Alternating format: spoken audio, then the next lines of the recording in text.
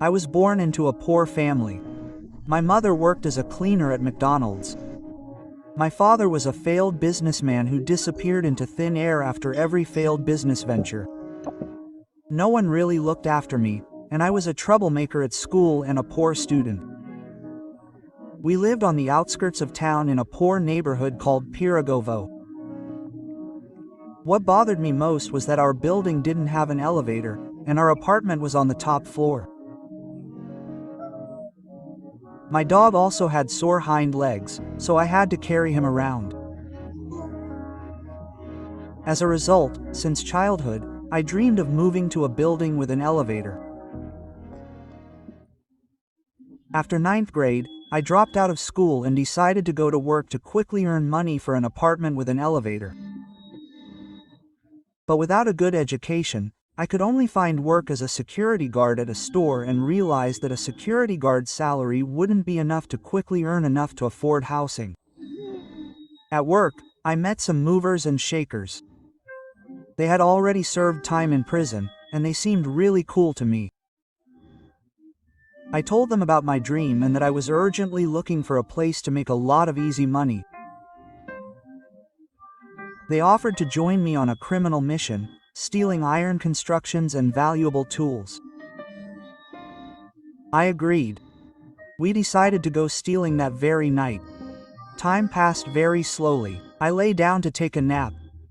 But as soon as I closed my eyes, Billy, the leader of the loaders, nudged me and said it was time to go. I was surprised. Time flew by in my sleep. We took a truck belonging to the store. Billy got behind the wheel, and we all climbed into the back of the truck. The car started moving, and we didn't even know where it was taking us. It was very dark at the construction site. We walked through the floors with flashlights, tearing up valuable iron and wires. The elevator shaft contained the most valuable iron, and we hauled a whole truckload. The job was a success. The next morning, we sold the stolen goods to a buyer, and I got a good share of the money, but I still didn't have enough for an apartment, so I had to work at the store for another 6 months.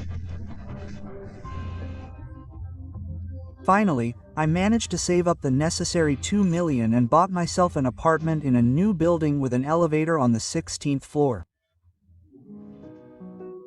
I was finally able to move into my apartment from that Pirogov. And I took my beloved dog with me. But, to my regret, the elevator wasn't working on moving day. I had to lug everything up the stairs. I called the control room and asked for our elevator to be repaired. The disgruntled elevator workers arrived and began repairing it with sour faces. I asked why they were so disgruntled. They told me that a tragedy had occurred during construction. An entire team of workers had died in this elevator, and they thought it was cursed. I was a little upset by this story, but my dream was more important than this tragedy. And forgetting about it, I went to get ready for my first ceremonial ride in the elevator. I bought some sweets and a drink at the store and went to the elevator in a good mood. And just as I was about to go, an old lady came into the building and wanted to go with me too. I was upset and let her go first. I wanted to ride the elevator alone. The old lady pressed her floor. The elevator closed and moved, but it seemed to be going down, not up. I heard the old lady scream, but I couldn't do anything. I didn't understand what was happening. Some more strange sounds were heard, and the elevator returned to the first floor. When it opened, I saw a pool of blood and the old lady's purse on the floor, but she was gone. I was very scared and called the police. The police, an ambulance, and elevator operators arrived. They searched the elevator shaft and the entire building. They didn't find the old lady. The police didn't believe me that the elevator had gone down. I myself could hardly believe it. Had a maniac really appeared in our building? That same elevator operator came up and advised me not to ride that damned elevator. I was confused. What should I do now? It had always been my dream to ride the elevator. But there was nowhere to go. I decided not to ride it until I checked everything. And every evening after work, I kept an eye on the elevator. When one of the neighbors got on the first floor, I ran to the floor they were going to and checked whether they would get off or not. But nothing happened. The elevator hadn't killed anyone else. Had I been wrong? And it really wasn't the elevator that killed Grandma. One day, when I was walking my dog behind the building, I met my neighbor Natasha. She also had a dog, and we quickly found a common topic of conversation. I really liked Natasha, and we agreed to walk the dogs together. One day, after yet another walk, we were returning home. My dog Rex ran ahead of us and ran into the elevator with some guy. The door closed, and they moved off. I started pounding, but it was too late. I heard some terrible sounds and a hanging sound in the elevator again. I kept banging on the elevator until the door opened. The elevator was covered in blood again, and there was no one in it. Natasha called the police, and they again threw up their hands. I was hysterical and didn't know what to do. That damned elevator had killed Rex, and I didn't understand how or why. One policeman called another to lunch. And then I remembered when Grandma went missing. It was 1:13 p.m. And today, when Rex ran into the elevator, the clock said 1:13 p.m. Could this not be a coincidence, and this is the very time when the elevator kills? The police again looked at me like I was an idiot, and I realized that I would handle this case myself. And I told Natasha that I wanted to take the elevator at that very time, 1:13 p.m. Well, she was worried about me and didn't want to let me go, but I insisted. The next day we went to the elevator. I took a video camera with me to film and a crowbar for self-defense. Natasha asked to come with me, but I forbade her. It was very dangerous. And then that time came, I called the elevator and went in. But when the elevator doors started closing, Natasha ran inside. I started yelling at her. Why did she do that? But suddenly the elevator started going down. We fell silent and waited for something terrible to happen. The elevator stopped, and there was deathly silence. There was a crash. The walls of the elevator began to close. I realized that this is how everyone dies in this elevator. But suddenly I remembered that I had a crowbar with me, and I placed it edgewise between the walls. That saved us. The wall stopped for a moment and then started to slide back in.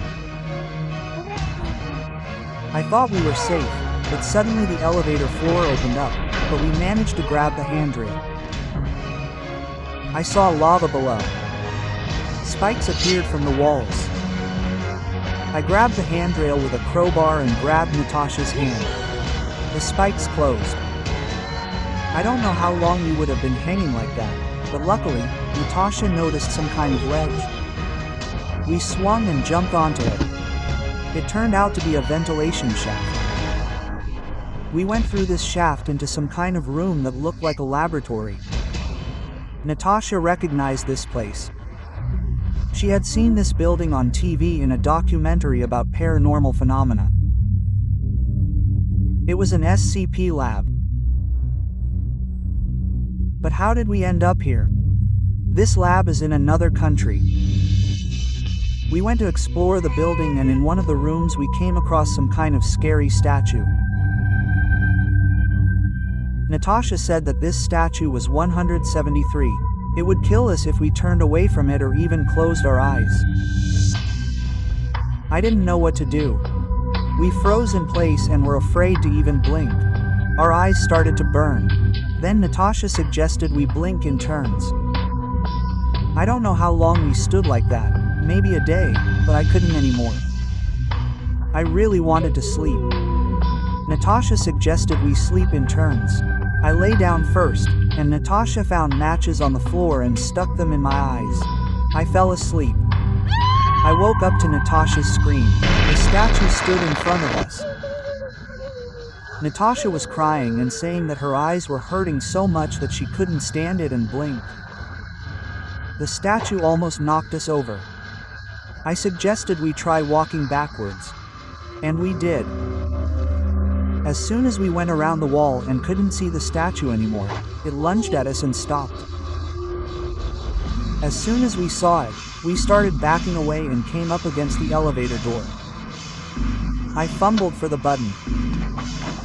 The doors opened, but there was no elevator, and there was lava below.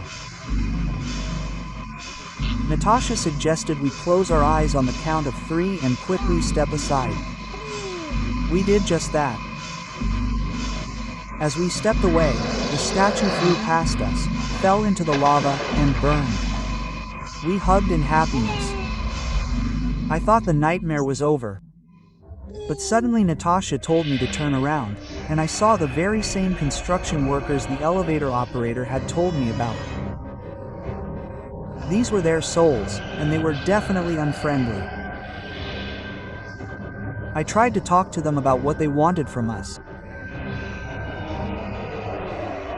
One of them angrily said that they wanted revenge on me for their deaths at the construction site, that I had stolen the iron and, in doing so, broken the elevator in my future building. Natasha looked at me with disdain and walked away.